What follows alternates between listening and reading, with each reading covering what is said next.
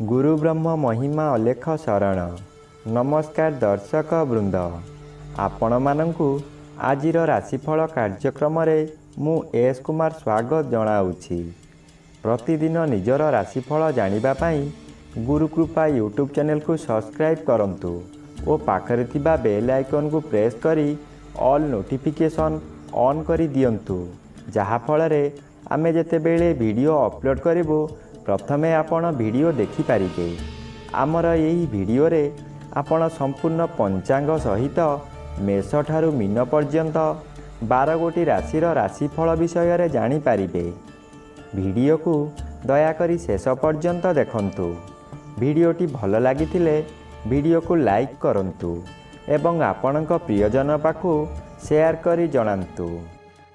एबे आसंतु जानिबा आज दिनर संपूर्ण पंचांग विषय।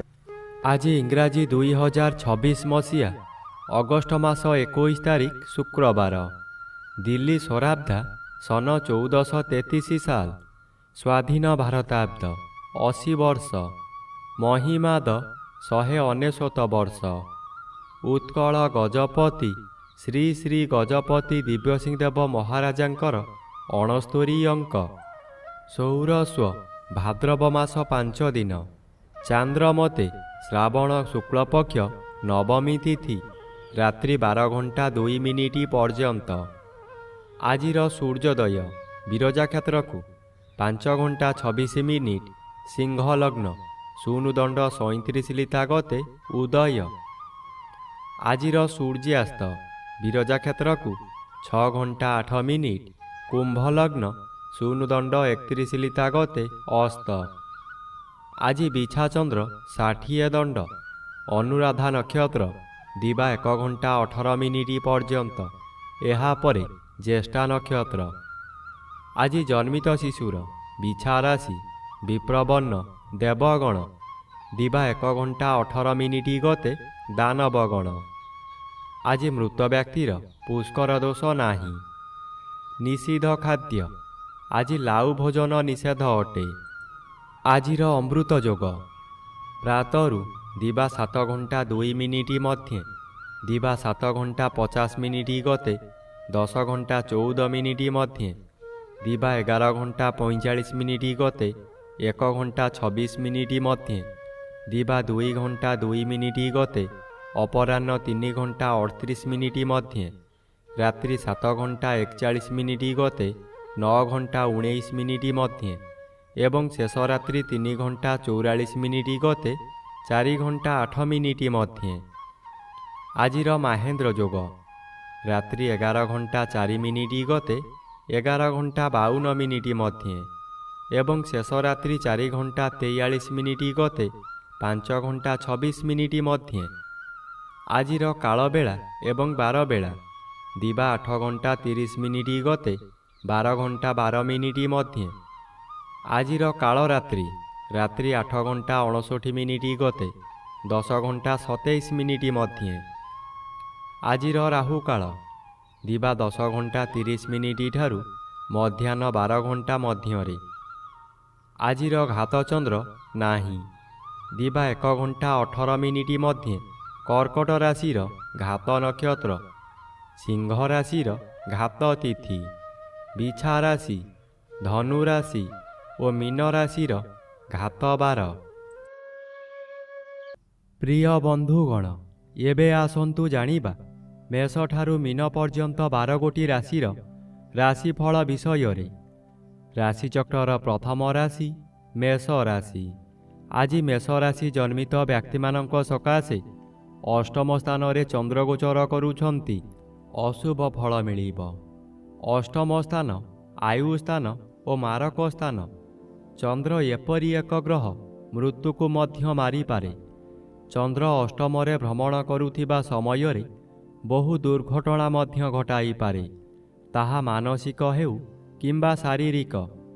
आज निजकु सतर्क न रहिले निज गोड़े निजे कुराड़ी मारिबा सदृश्य हेब। एणु मन को शांत रखंतु, व्यवहार ठीक रखंतु। एबे आसंतु जानिबा राशिचक्र द्वितीय राशि वृष राशि विषय रे। आज वृष राशि जन्मित व्यक्ति मानक सकाशे ସପ୍ତମ ଚନ୍ଦ୍ର ବାଧାପ୍ରାପ୍ତ ଅଛନ୍ତି। ଶୁଭ ଫଳ ବଦଳରେ ଅଶୁଭ ଫଳ ମିଳିବ। ଆଜି ପାରିବାରିକ ଅଶାନ୍ତି ଭୋଗିବେ। ସୁଖହାନି ଘଟିବ। ଗୃହ ମଧ୍ୟରେ ସ୍ୱାମୀ ଓ ସ୍ତ୍ରୀଙ୍କ ମଧ୍ୟରେ ମାନ ମନାନ୍ତର ହୋଇଯିବ। ଅଯଥାରେ ପିଲାମାନଙ୍କ ଉପରେ ରାଗ ସୁଝାଇବେ। ଆଜି ଆପଣଙ୍କର ଆୟ କମିଯିବ। ଯାହା ଆଶା କରିଥିଲେ ତାହା ମିଳିବ ନାହିଁ। ମଥା ବିଚଳିତ ହୋଇପାରେ। ବିପରୀତ ଖବରମାନ ପାଇ ବ୍ୟଥିତ ହେବେ। ଏବେ ଆସନ୍ତୁ ଜାଣିବା ରାଶିଚକ୍ରର ତୃତୀୟ ରାଶି ମିଥୁନ ରାଶି ବିଷୟରେ। ଆଜି ମିଥୁନ ରାଶି ଜନ୍ମିତ ବ୍ୟକ୍ତିମାନଙ୍କ ସକାଶେ ଷଷ୍ଠ ସ୍ଥାନରେ ଚନ୍ଦ୍ର ଗୋଚର କରୁଛନ୍ତି। ଷଷ୍ଠ ଚନ୍ଦ୍ର ବଳବାନ ଚନ୍ଦ୍ର। ଆଜି ଆପଣଙ୍କ ପରିବାର ମଧ୍ୟରେ ଖାଲି ଆନନ୍ଦ ହିଁ ଆନନ୍ଦ ମିଳିବ। ଯେଉଁ କାମରେ ହାତ ଦେବେ ତହିଁରେ ସଫଳତା ନିଶ୍ଚୟ ପାଇବେ। ବ୍ୟବସାୟ କରୁଥିବା ବ୍ୟକ୍ତିମାନେ ବ୍ୟବସାୟରେ ଆଶାଠାରୁ ଅଧିକ ଲାଭବାନ ହେବେ। ପୂର୍ବରୁ ଆପଣ କରିଥିବା ଋଣ ଏହି ସମୟରେ ପରିଶୋଧ କରିପାରିବେ। ଆପଣଙ୍କ ପାଖରେ ଅର୍ଥର ଅଭାବ ରହିବ ନାହିଁ। ଏବେ ଆସନ୍ତୁ ଜାଣିବା ରାଶିଚକ୍ରର ଚତୁର୍ଥ ରାଶି କର୍କଟ ରାଶି ବିଷୟରେ। ଆଜି କର୍କଟ ରାଶି ଜନ୍ମିତ ବ୍ୟକ୍ତିମାନଙ୍କ ସକାଶେ ପଞ୍ଚମ ସ୍ଥାନରେ ଚନ୍ଦ୍ର ଗୋଚର କରୁଛନ୍ତି। ଶୁଭ ଫଳ ପ୍ରଦାନ କରିବେ। ଆଜି ଆପଣଙ୍କର ସ୍ୱାସ୍ଥ୍ୟ ଉତ୍ତମ ରହିବ। ପୂର୍ବରୁ ଯେଉଁମାନେ ହଇରାଣ ହରକତ କରୁଥିଲେ ଏବେ ଆପଣ ଶାନ୍ତିରେ ରହିପାରିବେ। ପଞ୍ଚମ ଗୃହ ଜ୍ଞାନ ଗୃହ ହୋଇଥିବାରୁ ଆପଣଙ୍କର ବିଭିନ୍ନ ଜ୍ଞାନ ବୃଦ୍ଧି ହେବ। ଆପଣଙ୍କ ଉପସ୍ଥିତ ଜ୍ଞାନ ବଳରେ ବହୁ ବଡ଼ ବଡ଼ ବିପଦରୁ ମୁକୁଳି ଯିବେ। ବହୁ କାମରେ ହାତ ଦେଇ ଆପଣ ସଫଳ ହେବେ। ଆଜି ଶୁଭ କର୍ମମାନ କରିବେ। ଏବେ ଆସନ୍ତୁ ଜାଣିବା ରାଶିଚକ୍ରର ପଞ୍ଚମ ରାଶି ସିଂହ ରାଶି ବିଷୟରେ। ଆଜି ସିଂହ ରାଶି ଜନ୍ମିତ ବ୍ୟକ୍ତିମାନଙ୍କ ସକାଶେ ଚତୁର୍ଥ ସ୍ଥାନରେ ଚନ୍ଦ୍ର ଗୋଚର କରୁଛନ୍ତି। ଅଶୁଭ ଫଳ ମିଳିବ। ଆଜି ଆପଣ କାହାରି ପ୍ରରୋଚନାରେ ପଡ଼ି ବହୁତ ସ୍ଥାନକୁ ଭ୍ରମଣ କରିବାକୁ ଯିବେ। ଆପଣଙ୍କର ସଞ୍ଚିତ ଧନମାନ ଅଯଥାରେ ଖର୍ଚ୍ଚ କରିବେ। ଚତୁର୍ଥ ଗୃହ ବିଦ୍ୟାଗୃହ ଓ ମାତୃଗୃହ ହୋଇଥିବାରୁ ବିଦ୍ୟାର୍ଥୀମାନେ ବିଦ୍ୟା ପଠନରେ ଦୁର୍ବଳ ରହିବେ। ମାତାଙ୍କର ଶରୀର ଅସୁସ୍ଥ ରହିବ। ଥଣ୍ଡା କାଶ ଆଦି ଲାଗି ରହିବ। ଆପଣଙ୍କର ଦୁଃଖ ପରେ ଦୁଃଖ ମାଡ଼ି ଆସିବ। ଏବେ ଆସନ୍ତୁ ଜାଣିବା ରାଶିଚକ୍ରର ଷଷ୍ଠ ରାଶି କନ୍ୟା ରାଶି ବିଷୟରେ। ଆଜି କନ୍ୟା ରାଶି ଜନ୍ମିତ ବ୍ୟକ୍ତିମାନଙ୍କ ସକାଶେ ତୃତୀୟ ସ୍ଥାନରେ ଚନ୍ଦ୍ର ଗୋଚର କରୁଛନ୍ତି। ତୃତୀୟ ଚନ୍ଦ୍ର ବଳବାନ ଚନ୍ଦ୍ର। ଆଜି ଆପଣଙ୍କର ସ୍ୱାସ୍ଥ୍ୟରେ ଉନ୍ନତି ଘଟିବ। ପୂର୍ବରୁ ଥିବା ରୋଗମାନ ଅପସରିଯିବ। ଶରୀରର ତେଜ ବୃଦ୍ଧି ହେବ। ଯେଉଁ କାର୍ଯ୍ୟ କରିବାକୁ ଚାହିଁବେ ତହିଁରେ ସଫଳତା ଲାଭ କରିବେ। ଆଜି ହଠାତ୍ ଆପଣଙ୍କର କୌଣସିଠାରୁ ଶୁଭ ଖବର ପାଇ ମନର ବଳ ବୃଦ୍ଧି ହେବ। ବ୍ୟବସାୟରେ ଅଧିକ ଲାଭବାନ ହେବେ। ଆଜି ଧନ ସଞ୍ଚୟ କରିବାର ଦିନଟିଏ। ଏବେ ଆସନ୍ତୁ ଜାଣିବା ରାଶିଚକ୍ରର ସପ୍ତମ ରାଶି ତୁଳା ରାଶି ବିଷୟରେ। ଆଜି ତୁଳା ରାଶି ଜନ୍ମିତ ବ୍ୟକ୍ତିମାନଙ୍କ ସକାଶେ ଦ୍ୱିତୀୟ ସ୍ଥାନରେ ଚନ୍ଦ୍ର ଗୋଚର କରୁଛନ୍ତି। ଶୁକ୍ଳପକ୍ଷରେ ଦ୍ୱିତୀୟ ଚନ୍ଦ୍ର ଆପଣଙ୍କୁ ଶୁଭ ଫଳମାନ ଦେବାର ପରିଲିଖିତ ହୁଏ। ଆଜି ଆପଣଙ୍କର ତେଜ ବୃଦ୍ଧି ହେବ। ଆପଣଙ୍କ ଚାହାଣୀରେ ଶତ୍ରୁମାନଙ୍କୁ ମିତ୍ର କରି ଆପଣଙ୍କ କାର୍ଯ୍ୟରେ ଲଗାଇବେ। ସେହିମାନଙ୍କ ଦ୍ୱାରା ଧନ ଅର୍ଜନ କରି ଆପଣ ଧନୀ ହୋଇପାରନ୍ତି। ବନ୍ଧୁମାନଙ୍କଠାରୁ ବିଳମ୍ବରେ ହେଉ ପଛେ ଖୁସି ଖବର ପାଇ ଆନନ୍ଦିତ ହେବେ। ଏବେ ଆସନ୍ତୁ ଜାଣିବା ରାଶିଚକ୍ରର ଅଷ୍ଟମ ରାଶି ବିଛା ରାଶି ବିଷୟରେ।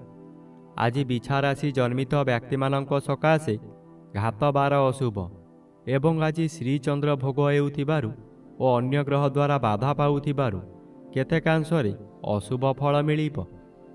ଆପଣଙ୍କର ମାନସିକ ସ୍ଥିତି ବିଗିଡ଼ିଯିବ। ଚନ୍ଦ୍ର ମନକାରକ ଗ୍ରହ ହୋଇଥିବାରୁ ମନରେ ସନ୍ଦେହ ଜାତ ହେବ। ରାତ୍ରି ଅନିଦ୍ରା ରହି ପ୍ରତିଶୋଧ ନିଆଁରେ ଜଳିବେ। ଚୋରି ଡକାୟତି ମଧ୍ୟ ହୋଇପାରେ। ଉପବାସରେ ରହିବେ। ପାଖରେ ଖାଦ୍ୟ ଥାଇ ମଧ୍ୟ ଖାଇପାରିବେ ନାହିଁ। ଏବେ ଆସନ୍ତୁ ଜାଣିବା ରାଶିଚକ୍ରର ନବମ ରାଶି ଧନୁରାଶି ବିଷୟରେ। ଆଜି ଧନୁରାଶି ଜନ୍ମିତ ବ୍ୟକ୍ତିମାନଙ୍କ ସକାଶେ ଦ୍ୱାଦଶ ସ୍ଥାନରେ ଚନ୍ଦ୍ର ଗୋଚର କରୁଥିବାରୁ ଅଶୁଭ ଫଳ ମିଳିବ ଓ ଘାତବାର ଅଶୁଭ। ଏହି ସମୟରେ ବିଭିନ୍ନ ସମସ୍ୟାମାନ ମୁଣ୍ଡ ଟେକିବ। ଏହା ଆପଣଙ୍କର ଜୀବନର ଆୟକୁ ପ୍ରଭାବିତ କରିବ। ପରିବାର ବ୍ୟକ୍ତି ଓ ସହକର୍ମୀ ବ୍ୟକ୍ତିମାନେ ଆପଣଙ୍କର ଶତ୍ରୁ ସଦୃଶ୍ୟ ଲାଗିବେ।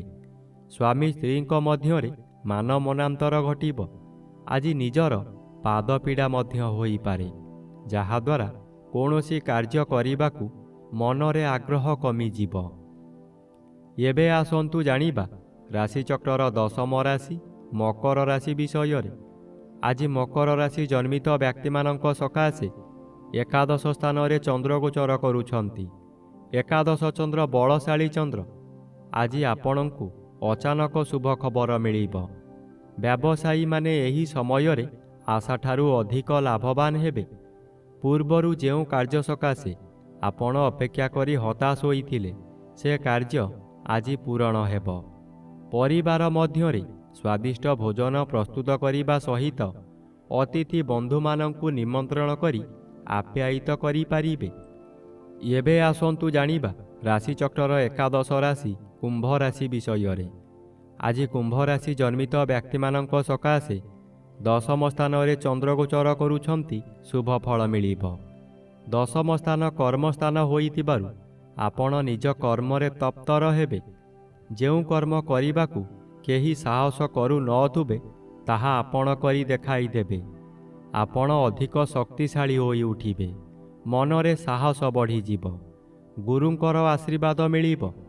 ପୂର୍ବରୁ କରିଥିବା କର୍ମର ଫଳ ମଧ୍ୟ ଏହି ସମୟରେ ମିଳିବ। ଏବେ ଆସନ୍ତୁ ଜାଣିବା ରାଶିଚକ୍ରର ଦ୍ୱାଦଶ ବା ଶେଷ ରାଶି ମୀନ ରାଶି ବିଷୟରେ। ଆଜି ମୀନ ରାଶି ଜନ୍ମିତ ବ୍ୟକ୍ତିମାନଙ୍କ ସକାଶେ ନବମ ସ୍ଥାନରେ ଚନ୍ଦ୍ରଗୋଚର କରୁଛନ୍ତି।